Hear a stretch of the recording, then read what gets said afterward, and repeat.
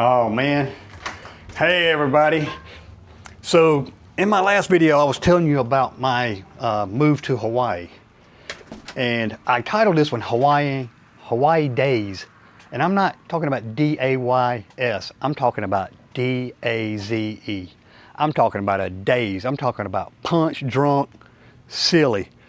And as I was telling you about the BMW, this car I've had for a long time, and my ego was such that I loved this car so much that I was going to take it to Hawaii with me.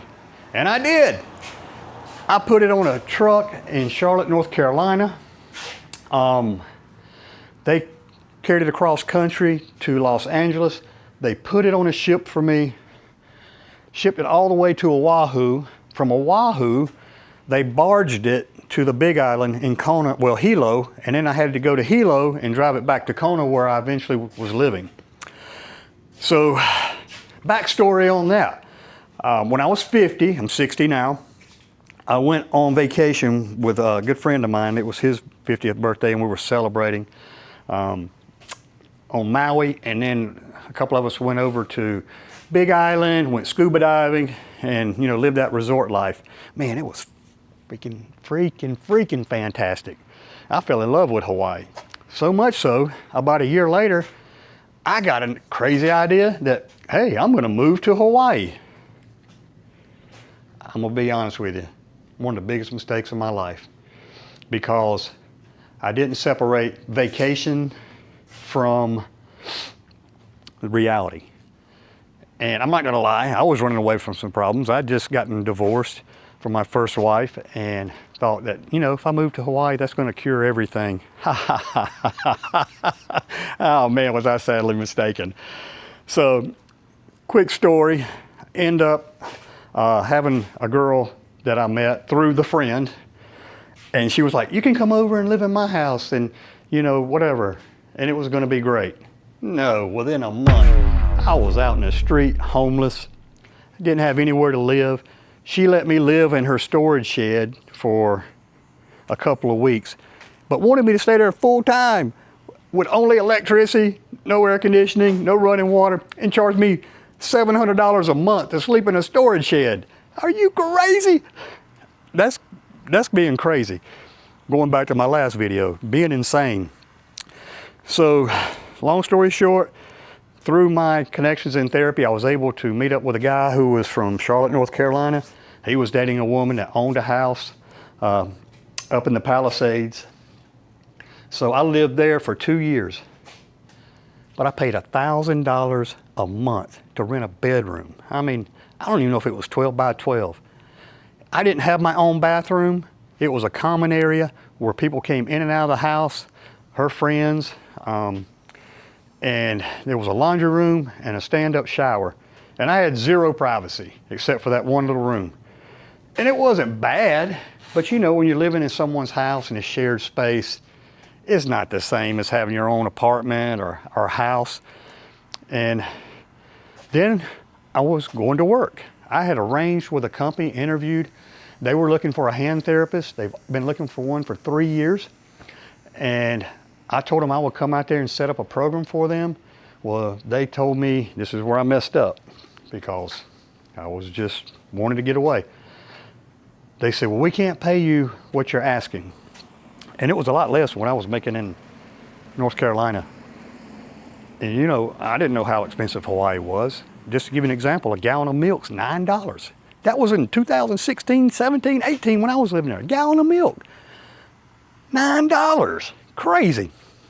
So you can see where I'm going with this. So I'm out in Hawaii and I said, okay, you can pay me, but when I reach these numbers that I tell you I can do, then you're gonna have to pay me. Well, I never got anything in writing, so guess what? I go in, instead of getting a $10 an hour raise, I got 40 cents. And I was stuck. I know you say, Thomas, why don't you go work somewhere else? Have you ever been to the Big Island? There's only 190,000 people on that island. And nothing moves fast. I tried to go to Maui. They contacted me about a year later when I was getting ready to leave. Looked at Oahu, nothing there. So I'm stuck unless I come back home, but I wasn't gonna give up and come back when my tail between my legs. So I toughed it out for 2 years. And I tell you, that's where that taught me a valuable lesson about moving to the Philippines. Because I know you're wondering where I'm going with this story. So I've been to the Philippines. I'm going to go back and do another due diligence trip early next year. And that's the thing. When I go this time, I'm not going on vacation. I'm going to look at maybe some Airbnb, something that I would rent long term and stay in those. I'm going to get rid of the crutches. I'm going to stay away from the Western style restaurants, the big malls, all of those things, and go local. I'm going to shop at the local markets and buy my food there, try to get a little bit acclimated to what real life would be in the Philippines versus that vacation vibe that I had when I went to Hawaii that cost me a lot. So I have decided that's the approach I'm going to take. I'm going to look at some Airbnb, something that I would rent long term, something I would be happy in, but then avoid all the Western comforts and see how I can adapt to the local culture. So that's where I'm going with this. And that's where my head is at, because Hawaii and that ego trip, ooh, that's a big old wasp. That car cost me more to ship than it's actually worth. I think book value on that thing today is probably, what, $3,500? Maybe not even that much. But it's got a lot of work on it. And I really hate to let it go, but I'm not shipping it to the Philippines. I'll probably end up gifting that to one of my boys, or I don't know if I can sell it. I want to keep it in the family. And this one's going to go. CarMax, Carvana. I don't need it. It's got a 6-year payment on it, $600, 6 years. That's done. That's just basic transportation. I'm not attached to that. And the house, I've only had for 3 years, 27 years left on that mortgage. I'm not sitting here until I'm 80 to pay this thing off and still have to pay taxes and insurance. So I'm in the process, as I said with the last video, of boxing stuff up to get rid of it. But that's my recommendation to you. If you go over to the Philippines, don't